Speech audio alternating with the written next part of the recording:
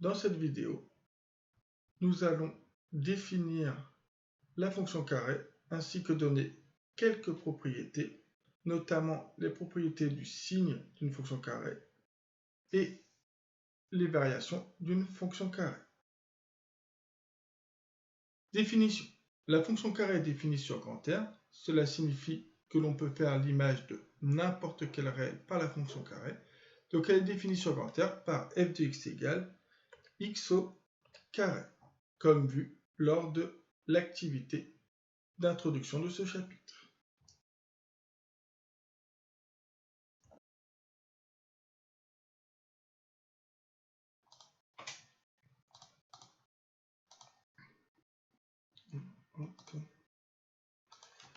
On doit faire l'image de ces nombres par la fonction carré. Donc on va faire moins 1 sur 7. On va faire moins 1 sur 7, tout ça au carré.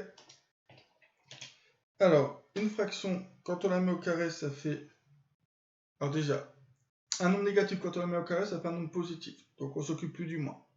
Ensuite, on prend le numérateur, on le met au carré. Sur le dénominateur, on le met au carré. Vous obtenez... Alors, je vais mettre les résultats en ligne pour gagner de la place ici. 1 sur 49. Maintenant, on a une puissance de 10. Comment on fait avec une puissance de 10? Donc, on fait 10 puissance moins 5, tout ça au carré. Alors, une puissance de 10, il suffit de multiplier les puissances entre elles. Donc, ça fait 10 puissance moins 5 fois 2.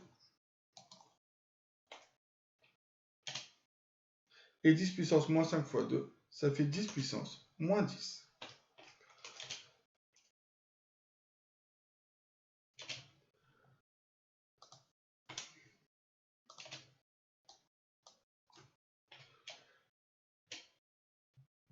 Ensuite, avec des racines.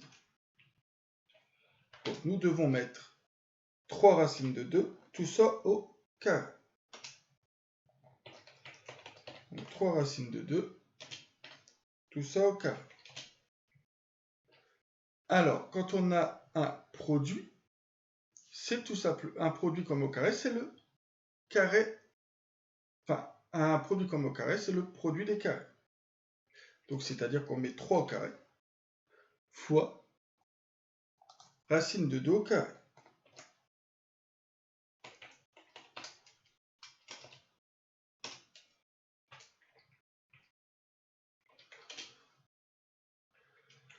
Maintenant, la racine carrée d'un nombre, donc la racine carrée d'un nombre, quand on la met au carré, il vous reste l'intérieur de la racine carrée.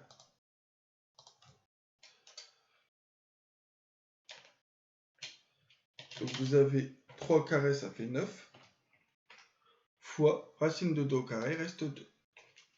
Tout ça pour avoir finalement comme résultat 18.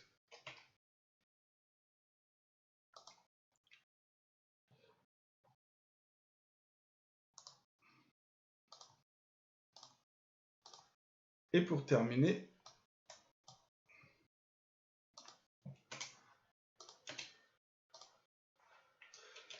on va devoir faire le carré de racine de 3 moins 2. Et là, vous allez voir que ce n'est pas la même chose. Enfin, ce n'est pas la même chose. C'est plus compliqué. Alors, racine carrée de 3 moins 2, tout ça au carré. Alors, attention, la fonction carré n'est pas une fonction linéaire. La fonction carré est une fonction carrée. Ce qui signifie, et vous devez le savoir, que l'on ne peut pas dire que racine de 3 moins 2 au carré, ça fait racine de 3 au carré moins 2 au carré. Vous avez pour cela ce qu'on appelle les identités remarquables. Et ici, vous avez une identité remarquable. Vous devez mettre racine de 3 au carré moins 2 fois, donc moins 2 fois racine de 3 fois 2 plus 2 au carré. Donc vous avez une identité remarquable. Il fallait y penser. Ensuite, on n'a plus qu'à faire les calculs. Racine de 3 au carré, ça fait 3. Moins 2 fois racine de 3, ça fait 2 racines de 3. Que vous multipliez par 2, ça fait 4 racines de 3. Vous ne pouvez pas écrire ça autrement. Plus 2 au carré, 4. On fait les calculs qu'on peut faire. À la fin, vous obtenez 7. Car 3 plus 4, ça fait 7. Moins 4 racines de 3. Ne faites surtout pas le calcul 7 moins 4. La priorité des calculs, c'est 4 fois racine de 3. Vous ne pouvez pas l'écrire autrement. Vous laissez le résultat tel quel. Ensuite, on va faire la propriété du signe. Donc, on vous dit qu'un carré est toujours positif dans l'ensemble des réels. En effet, vous voyez ici que la courbe, donc la courbe représentant la fonction carré, est toujours au-dessus de l'axe des abscisses. Donc ça va être très important, cette propriété, qu'un carré est toujours positif dans grand T. Ensuite, propriété sur les variations. Nous avons déjà fait la preuve ici qui dit que la fonction carré est strictement croissante sur l'intervalle 0 plus l'infini.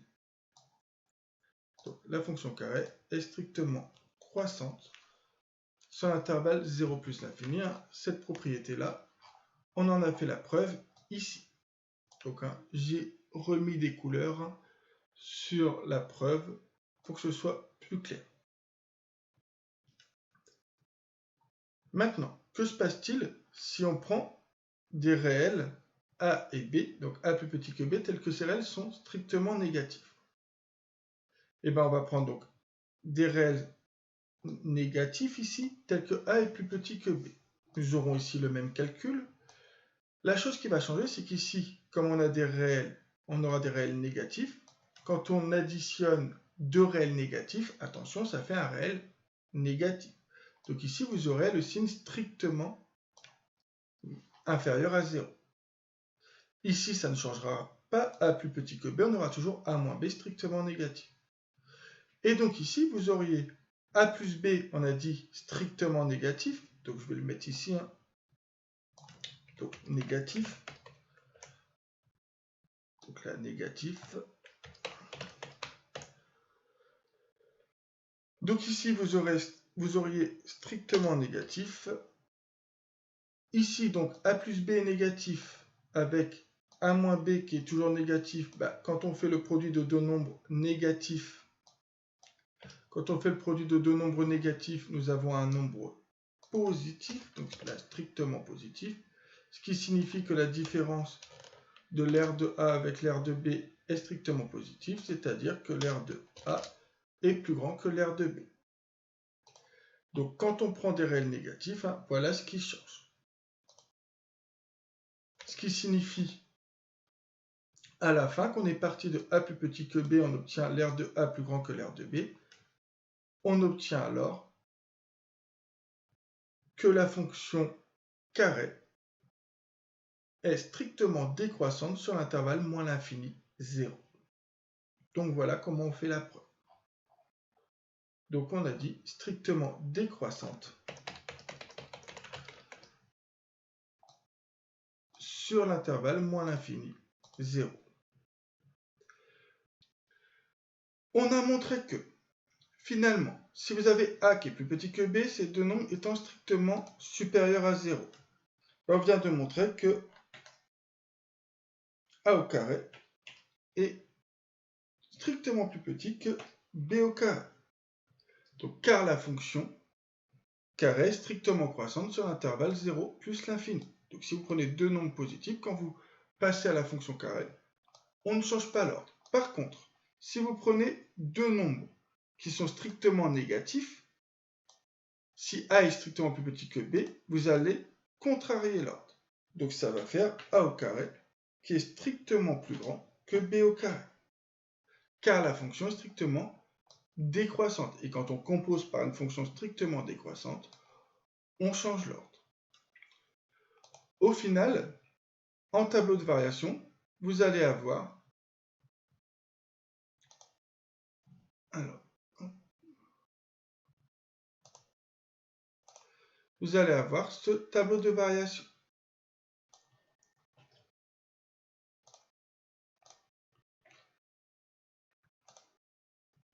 Donc, je vais l'expliquer. Donc, vous voyez bien que vous mettez l'ensemble de définitions. Grand R, c'est moins l'infini plus l'infini. Ensuite,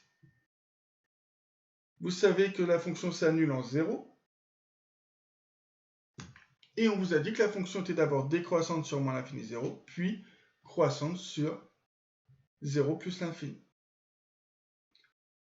Ensuite, nous allons étudier la parité. La fonction carré, on vous l'a dit tout à l'heure, la fonction carré est paire.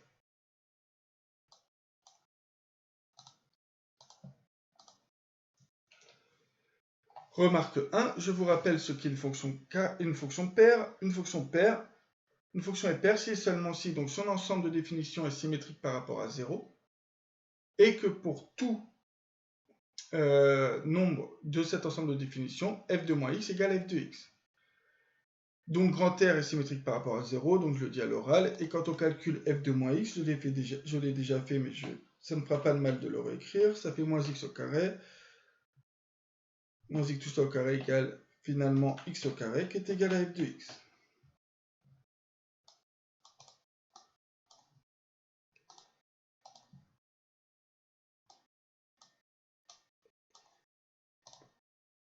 Et je vous dis ensuite, la courbe d'une fonction paire est symétrique par rapport à l'axe des ordonnées.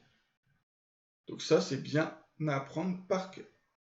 Du coup, parabole d'équation y égale x au carré.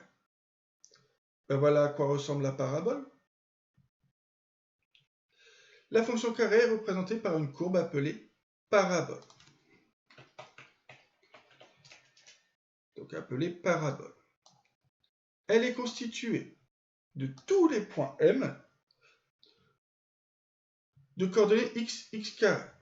Donc, si l'abscisse, vous avez x, bah forcément, puisque là, on veut représenter la fonction carré, l'ordonnée sera x au carré. Donc, si vous prenez 1, vous mettrez 1 au carré, c'est-à-dire 1. Si vous prenez 2, vous mettrez 2 au carré, c'est-à-dire 4, etc. C'est comme ça que j'ai construit la courbe tout à l'heure. Et donc, elle a pour équation y égale x au carré.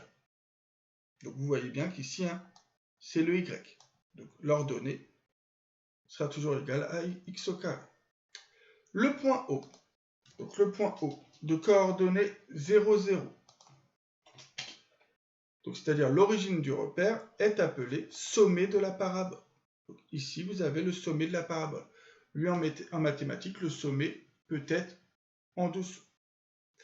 Et pour terminer, du coup, propriété dans un repère orthogonal, la parabole d'équation y égale x carré admet l'axe des ordonnées comme axe de symétrie. On se répète, mais c'est important de se répéter.